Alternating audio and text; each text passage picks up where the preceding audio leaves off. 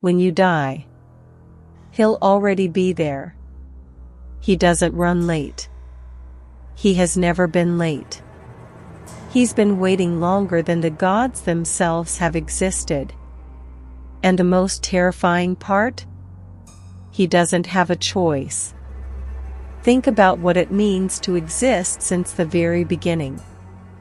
To have watched the first humans who ever walked this earth take their last breath.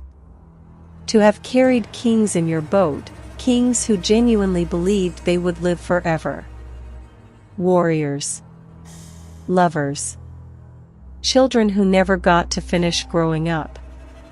Mothers who died mid-sentence, still calling out a name. Think about ferrying every single one of them. And not being able to remember a single face. Not one. That is the curse of Charon. Tonight, we're going somewhere most stories refuse to go. We're walking into the dark where he exists. We're going to figure out what's really behind those burning eyes. And I promise you, by the time this story ends, you will never look at death the same way again. Greek mythology is packed with gods who could shake the world. Zeus and his thunderbolts. Ares and his bloodlust. Poseidon drowning entire fleets with a wave of his hand. But there is one being who beats all of them in a single category. Age. Silence. Wait. His name is Charon. And he's not exactly a god. He's not exactly a monster either. He's something worse. Think about what it means to exist since the very beginning. To have watched the first humans who ever walked this earth take their last breath. To have carried kings in your boat, kings who genuinely believed they would live forever. Warriors. Lovers. Children who never got to finish growing up. Mothers who died mid-sentence, still calling out a name. Think about ferrying every single one of them. And not being able to remember a single face. Not one. That is the curse of Charon. Tonight, we're going somewhere most stories refuse to go. We're walking into the dark where he exists. We're going to figure out what's really behind those burning eyes. And I promise you, by the time this story ends, you will never look at death the same way again. Greek mythology is packed with gods who could shake the world. Zeus and his thunderbolts. Ares and his bloodlust. Poseidon drowning entire fleets with a wave of his hand. But there is one being who beats all of them in a single category. Age. Silence. Wait. His name is Charon. And he's not exactly a god. He's not exactly a monster either. He's something worse. Charon is the son of Erebus, the primordial darkness, and Nyx, the night itself. Let that sink in for a second. His father is the darkness that existed before light was ever invented. His mother is the night that swallows everything when the sun goes down. Charon was born from the two things the universe itself is afraid of. And his job. His eternal, endless, suffocating job. Is to ferry the souls of the dead across the river Charon. The river of pain. The river with no bottom. The river no one crosses twice. The Greeks described him as ancient. Filthy. Terrifying. Wearing a dark robe built from time and ash. His eyes glowing, not with life, but with something older than life. A being who speaks only when he absolutely has to. Who looks only at what he absolutely must. Because after thousands of years of staring into the faces of the lost, Something inside him decided to stop looking. And that, not his power, not his strength. That is the most disturbing thing about Charon. His silence. To understand Charon, you have to understand the world he lives in. Picture a place where light never reaches, where time doesn't exist, where the sounds of the living world are just a faint echo, like a dream you can't quite hold on to. That place is the underworld, the kingdom of Hades. And to get there, souls have to cross the river Charon. But they can't do it alone. They need Charon. And Charon has one rule. Just one. The coin. When someone died in ancient Greece, their family placed a coin in the mouth of the dead. Sometimes over the eyes. A coin called an obol. This wasn't superstition. It wasn't ritual. It was payment. The price of passage. The only thing standing between a soul and eternal horror. Because Charon doesn't carry those who can't pay. Not out of cruelty. Out of divine law. A law as old as he is. A law that not even the gods have been able to rewrite. So what happens to the souls who show up without a coin? They stay on the bank, wandering, for 100 years. 100 years on the shore of a black river, trapped between the world of the living and the world of the dead. Unable to move forward. Unable to go back. Stuck in a silence that has no name. Can you imagine that? Dying. And not even death will take you in?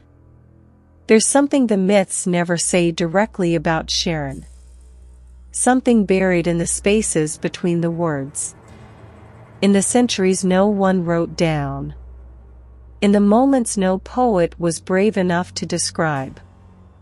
Charon has seen them all come. The greatest and the smallest. Heroes in full armor and beggars with nothing but worn-out sandals. And for every single one of them, the scene is the same. The soul arrives at the bank. Confused. Terrified. Turning back. Always turning back. Toward the world they just left. Some of them cry. Some of them scream out a name that no living person can hear anymore. Some of them just stand there, staring at the black water, not yet understanding that they're never going back. And Charon watches. Doesn't move. Doesn't speak. Just extends his hand. And waits for the coin. What does he feel in that moment? That's the question no myth has the guts to answer. Does he feel anything when a mother arrives at the bank, asking about her son who got there before her? Does he feel anything when a soldier shows up? Too young, way too young. With the hollow eyes of someone who never got to say goodbye? Does he feel anything when an old man steps onto the bank with a smile? Because he's ready. Because he lived long enough. Because for once, death isn't a tragedy? Every text says no. That Charon is indifferent. That he does his job without emotion. Without pain. Without joy. But I have a different theory. And by the time we reach the end of this story, I think you will too. Throughout Greek mythology, three beings challenged Charon in completely different ways. And each one reveals something different about who he really is. The first was Heracles. The greatest hero who ever lived. The man who killed monsters, wrestled the boundaries of time, and conquered the impossible. Heracles descended into the underworld to capture Cerberus, the three-headed dog that guarded the gates of the dead. And when he reached the bank of the Acheron, he had no coin. He was alive. Charon refused. The rules were clear. But Heracles was not the kind of man who accepts a no. He threatened him. He loomed over him. He made it clear that this was not a negotiation. And Charon, the oldest being in the underworld, son of primordial darkness, backed down. He took him across. Was it fear? Was it recognition of something in Heracles that existed beyond the rules? We don't know. What we do know is that Hades punished Charon for it. Had him chained. An entire year shackled to the banks of the very river that was his home. Think about that. Charon was punished for something someone else forced him to do. The victim paid the price. Doesn't that tell you something about the nature of his existence? The second was Psyche, the mortal woman who fell in love with a god, who descended into the underworld on a mission that should have been impossible. But unlike Heracles, Psyche had what Charon needed. 2 coins. Prepared in advance. 1 for the crossing. 1 for the return. And when she arrived at the bank, Charon just looked at her. No questions about why a living mortal was standing in his domain. No hesitation. He took his coin and rode. That tells you something too. That Charon doesn't care about the why. Only the payment. Only the transaction. Only the law. The third was Orpheus. And this one changes everything. Orpheus was a musician. The greatest who had ever existed or ever would. When he played his lyre, rivers stopped moving. Trees bent toward the sound. Wild animals wept. But no talent, no power, no gift can stop death. His wife, Eurydice, died on their wedding day, bitten by a snake, at the single happiest moment of his entire life. And Orpheus could not accept it. He decided to go down, to walk into the one place no human had ever walked into and come back from as a winner. And when he reached the bank of the Acheron, Charon saw him. A living human. No divine permission.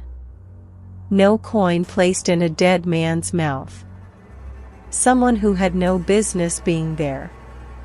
Charon opened his mouth to refuse. To say what he says to everyone who isn't supposed to cross. But before he could get a single word out, Orpheus lifted his lyre and started to play. He sang about love. He sang about loss. He sang about waking up in the morning and reaching across the bed for someone who isn't there anymore. He sang about the silence of a house that used to have laughter in it.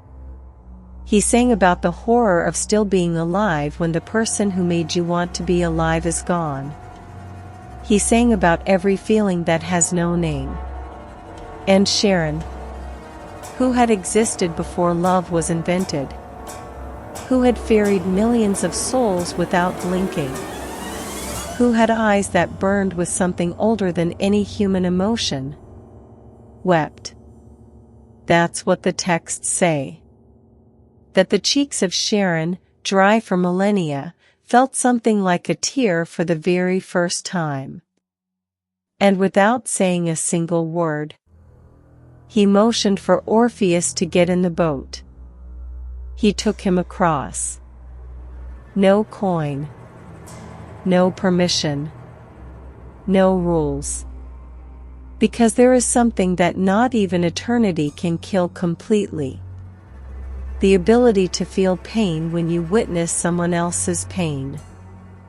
What does that mean? Does it mean Charon had been feeling everything all along? That all those millions of years of silence weren't indifference, but the only coping mechanism he could find to survive the weight of that much grief? If you feel every death, if you hear the name every soul screams before they step into your boat, if you carry the full weight of every goodbye that was never said, how do you not lose your mind? Maybe Charon's silence isn't cruelty. Maybe it's the armor he built so he wouldn't shatter. Now think about this. The gods on Olympus fight, fall in love, betray each other. They have stories. They have victories. They have failures. They have a life. Charon doesn't. Charon has a boat, a river, and souls. Always souls. He has never seen the sun. His world has no golden horizon. Only the pale glow of an underworld that shines with the cold light of bones. He has never eaten, never slept, never rested. While humans age and die, Charon keeps rowing. While gods rise and fall, Charon keeps rowing. While the universe itself transforms, Charon keeps rowing. Have you ever wanted something to just be over? Have you ever felt a task, an obligation, a weight that was simply too much? Now imagine that weight has no end point. No retirement. No rest. No fading memory to make it easier. Imagine that every morning, if there were mornings in that place, the bank fills up again, and your only option is to pick up the oar and row. There's a question Greek philosophers whispered to each other. Who ferries Charon when Charon dies? And the answer doesn't exist. Because Charon cannot die. He wasn't built for that. He was built for something worse. He was built for forever. There's something Greek mythology never said out loud. But it's there, buried in every story. In every text. In every ancient sculpture. In every painted vase where you see Charon standing in the dark with his oar. Charon knows something no one else knows. He has watched so many deaths, carried so many souls, been present for so many endings, that he's seen the pattern of how humans live, how they die, what they regret when they finally reach his bank, and what those burning eyes have seen never changes. It doesn't matter the era. It doesn't matter the country. It doesn't matter the name. Souls always arrive carrying the same regrets. The things they never said. The time they didn't give. The love they held back too long before they offered it. The hugs they kept putting off. The apologies they thought could wait. Charon has seen it 1,000 times. 1,000,000 times. And he's still seeing the same thing. Maybe that's why he stays silent. He has nothing to tell you. That your own choices couldn't tell you better. He can only wait at the bank. With his oar. With his boat. With eyes that have seen everything that ever mattered. Waiting for you. And when you reach that bank, when you see that dark figure standing in the fog, and those ancient, worn hands reach out toward you, what will you feel?